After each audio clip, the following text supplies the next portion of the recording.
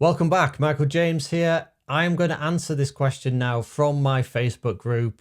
It's a question about, or from the PS2 exam. In fact, I've not seen this question before. Somebody posted it and said that it's a free mock test tool. It's not written the best way, but essentially what it is that the chief exec as a key stakeholder has got some concerns about the product that it doesn't have necessary features that the chief exec thinks is a priority. And you as a Scrum Master, what do you do about it? So we've got some answers here. We need to choose the two best answers. Now, hopefully in the last video, you put down your answers in the comments of the last video. Now we're going to have a look at them in depth and answer them. Okay, so A is take a short moment to give the chief exec a high-level update about the results of the last sprint review. Now, I kind of sniggered in the last video for that one because I just think it's not really appropriate. It's not really the point. The chief exec has some concerns about features not being a priority for the product, so don't just pass them off with here's what happened in the last sprint review. It just doesn't seem right. So I'm discounting that one. Okay, B, inform the product owner of the conversation that you had. Well, that's a good start. And advise him to invite the chief exec to the sprint review or set up a conversation. Setting up a conversation, facilitating good communication, removing barriers, advising him to invite the chief exec to the sprint review. Well, as a key stakeholder, hopefully the chief exec is already invited to the sprint review and knows where they are. Now, it might be the case that the chief exec is too busy to attend a lot of those sprint reviews. But if the chief exec has got concerns about this particular product, yes, remind them when the sprint review is and re-invite them, remind them of the invite that they have. So I like that answer. Let's park that one and have a look at what else we've got here. So explain to the chief exec that the product owner is the one in control of the priorities and will do everything to make sure that the product offers the maximum possible value to stakeholders and customers.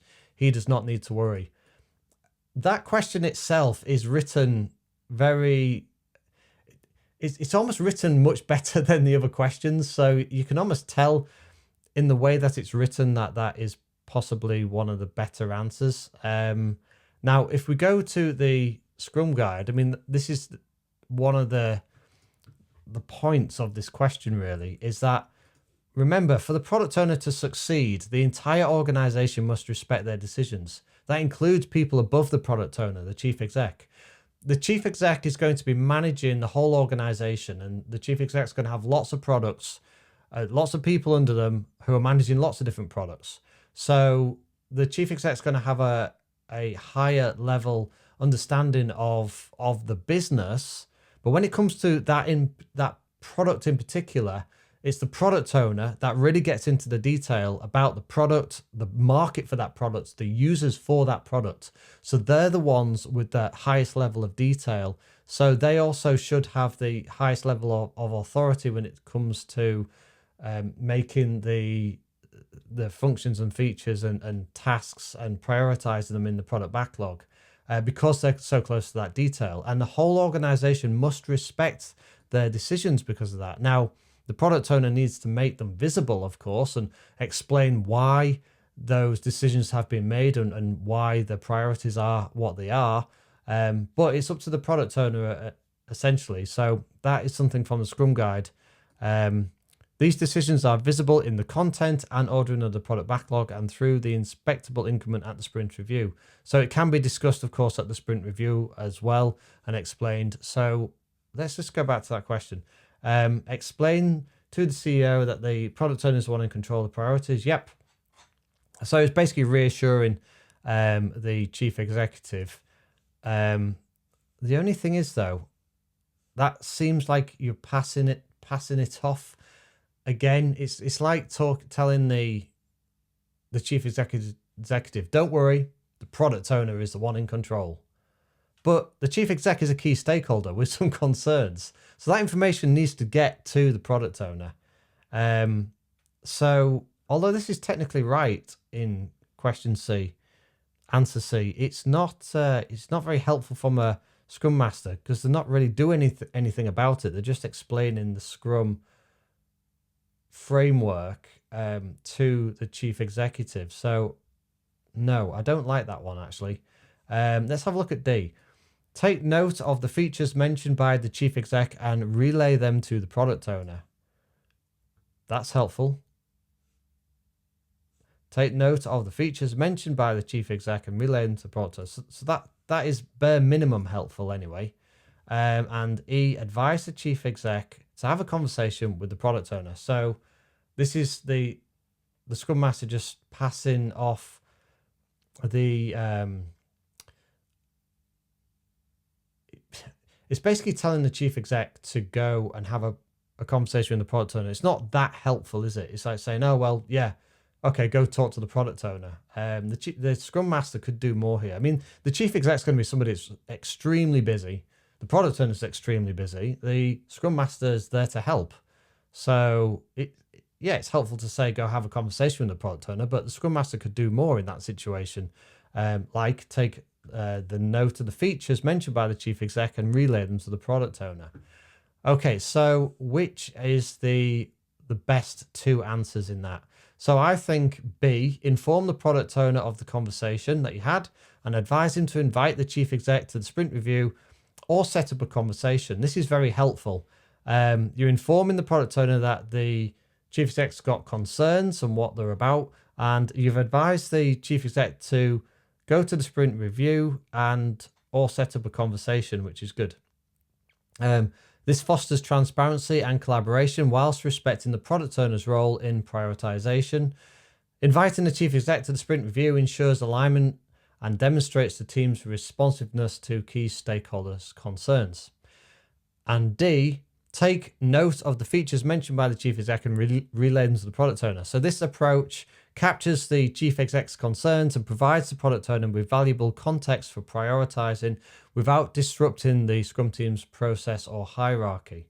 So these two answers maintain the integrity of Scrum's roles and promotes communication and stakeholder engagement effectively. So those are the notes that I wrote down.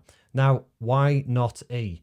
Well, to advise the chief exec to have a conversation with the product owner, like I was saying, it's not necessarily a wrong answer, but it's just not that helpful, is it? Whereas for B, setting up a conversation is facilitating communication proactively. You see, if you simply advise the chief exec to speak with the product owner, that shifts the responsibility entirely onto the chief exec. And that will potentially delay the resolution because the chief exec may forget, might not get round to it. You're in a position where you could go straight to the product owner and let them know. Whereas the chief exec, you're then hoping or assuming or relying on the chief exec to go and have that conversation with the product owner. So stakeholder engagement. Scrum emphasizes fostering collaboration and creating a supportive environment for stakeholders. And by actively involving the product owner and suggesting the chief exec participates in the sprint review, that helps ensure a structured and transparent discussion about priorities. And risk management. Without guidance or facilitation, the conversation between the chief exec and the product owner could veer off track and fail to address the underlying concerns effectively. By relaying the details yourself as a Scrum Master, you're involving the right people and you reduce the risk of miscommunication. So those are the reasons why B and D are the best answers and why E, for example, is not one of the two best answers. So that's what I got for that question. Let me know in the comments if you've got any different points of view on this one.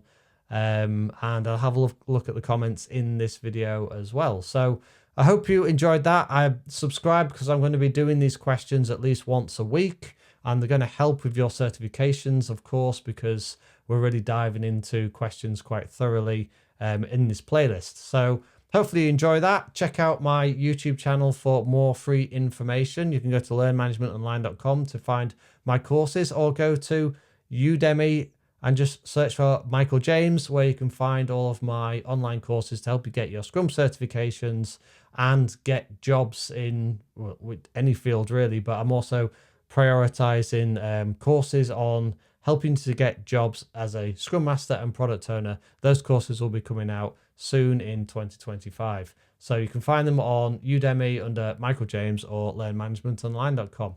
Thanks for watching, and I'll see you in the next video. Bye.